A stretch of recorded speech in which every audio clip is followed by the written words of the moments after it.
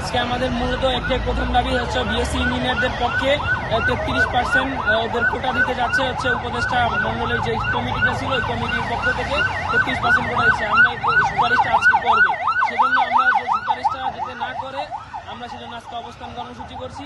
আমাদের দাবি আদায় না হওয়া পর্যন্ত আমরা রাজপথ ছাড়বো না। আর দাবি আদায় আমাদের সমস্ত দাবি মেনে নিলে আমরা আমাদের ক্লাসরুমে এই জন্য আমরা চাচ্ছি যে আমাদের দশম গ্রেড আমরা দিব না। তারা ষড়যন্ত্র করছে, এই ষড়যন্ত্রের প্রতিবাদ আমরা করবো ইনশাল্লাহ।